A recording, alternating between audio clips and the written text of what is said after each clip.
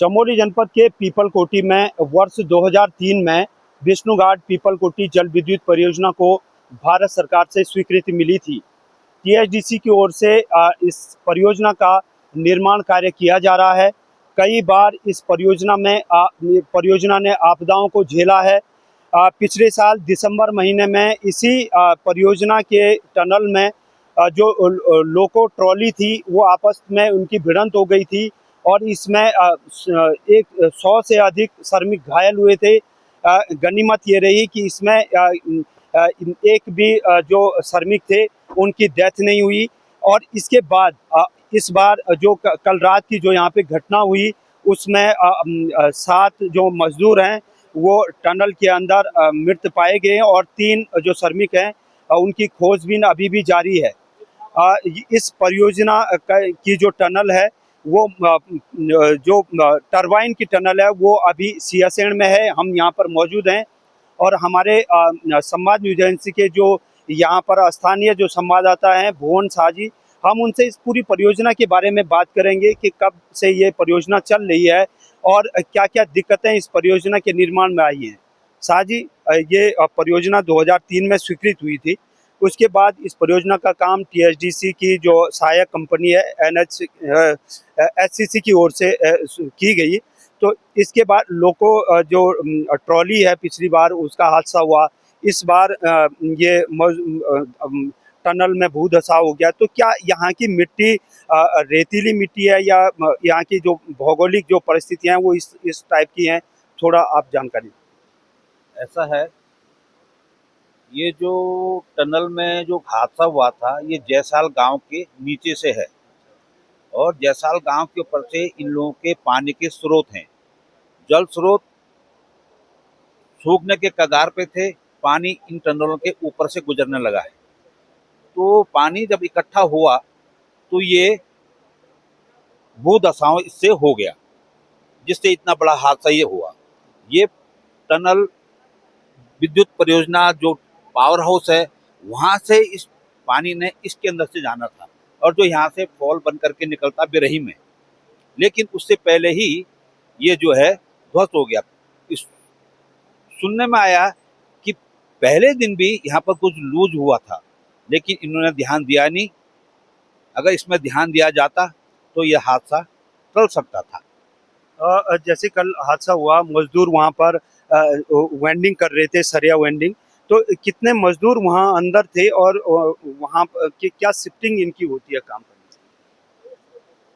जब पहले के शिफ्ट में मजदूर बाहर निकल गए, शाम की शिफ्ट के लिए जब ये मजदूर अंदर गए तो 28 मजदूर उसमें अंदर गए थे, जिसमें जो 6 ये एचसीसी कंपनी के लोग थे, बाकी कर्मचारी मजदूर लोग थे। तो 6 कर्मचारी तो इन साइड बाहर के साइड को थे जो सुरक्षित रहे, लेकिन अंदर जो मजदूर थे वो फंसे।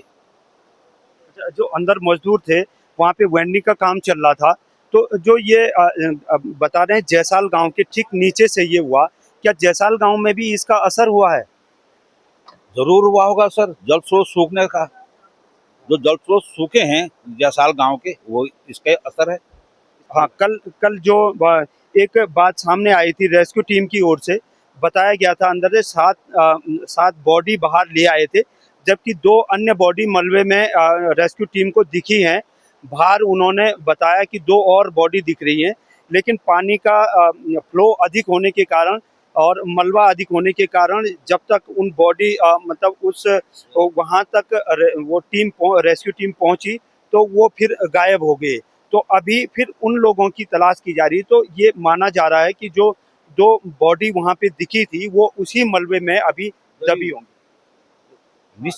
निश्चित है वो बॉडी वहां दबी हुई है, क्योंकि जब मैं यहाँ से रात को निकला था 12:30 बजे के टाइम पे, तो मैंने कुछ मजदूरों से बात करी जो इसके गवाह थे। तो उन्होंने जो कहानी बताई उससे तो बड़ा दिल को दर्द उठा।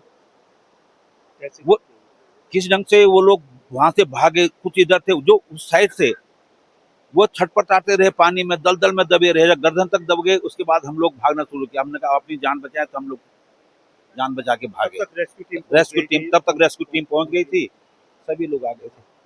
ये अभी हम जिस स्थान पर खड़े हैं आप देख सकते हैं कि टनल के अंदर अभी पानी भरा हुआ है, आधा टनल पानी और मलबे से भरी हुई है।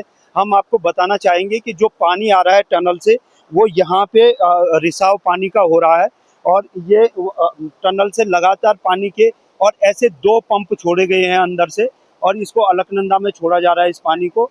और जो रेस्क्यू टीमें हैं उनका ये कोशिश है कि टनल से अधिक जो पानी है उसका रिसाव हो, जिससे खोज एवं बचाव कार्य में आसानी हो। जो वहाँ फंसे हुए हैं या जो 3 लोग अभी तक मिसिंग हैं उनकी कुछ जानकारी मिल सके।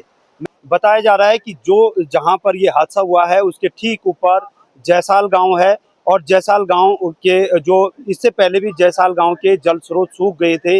इस टनल के जो निर्माण कार्य पिछले लंबे समय से चल रहा था और हमारे साथ स्थानीय युवा हैं, वो अब हमको बताएंगे कि जयसाल गांव की भौगोलिक परिस्थिति क्या है, वहाँ की रॉक किस स्तर की है और क्या परियोजना के टनल के निर्माण कार्य के दौरान क्या-क्या कार्य यहाँ पे हुए हैं। अटवाल जी, ये जो कल रात की जो घटना हुई है वो बताया जा रहा है कि जयसाल गांव के ठीक नीचे हुई है, तो क्या कुछ रहा जयसाल गांव में भी इसका असर देखने को मिलेगा?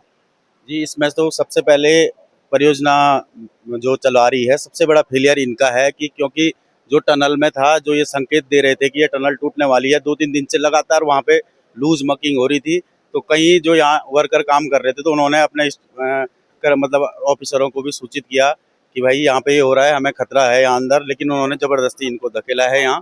और कल दिन में 1 बजे भी यहाँ पे बड़ा सा लूज़ आया, लेकिन इन्होंने उसको भी इग्नोर करा और इग्नोर करने के बाद शाम को 5:40 पे इतनी बड़ी घटना हुई और इन्होंने प्रशासन को 7 बजे इन्फॉर्म करा। 1.5 घंटे बाद इन्होंने प्रशासन को इन्फॉर्म करा। तो जयसाल गांव के ठीक नीचे 2 पानी के स्रोत होते हैं, एक धारी पिंगला पानी, एक जयसाल गदेरा। उस गदेरे के ठीक मुहाने पे इन्होंने लाखों metric ton dumping zone number 5 में जमा कर रखा है। तो उस पानी का पूरा स्रोत का जो पानी आ रहा है वहाँ पे झील बनी हुई है, उसी झील के ठीक नीचे ये टनल जाती है। तो उसी टनल में 2 दिन से लगातार धूप हो रही थी, तो एक गैस बन के इसने एक विकराल रूप ले लिया और इतनी क्षति हानि हो गई। टनल के अंदर जो मजदूर थे जो घायल हुए हैं, जिला अस्पताल गोपेश्वर में उपचार ले रहे हैं, उन्होंने हमको बताया कि एक विस्फोट हुआ है टनल के अंदर। तो क्या ये विस्फोट ये माना जाए कि ये जो मक डंपिंग हुआ था यहीं से ये विस्फोट हुआ और मलबा अंदर? बिल्कुल कोई ये प्राकृतिक विस्फोट नहीं है, ये बिल्कुल इनकी करी कराई साजिश का ही इनको फल मिला है और इसका फल का भुगतान बेचारे मजदूर झेल रहे हैं। और इन कंपनी पे कठोर कार्रवाई होनी चाहिए और जवाबदेही तय होनी चाहिए। किस कर्मचारी के कहने पे इन्होंने अनदेखी करी है और सबको जवाबदेही तैयार होकर उन पर ठोस से ठोस कार्रवाई होनी चाहिए।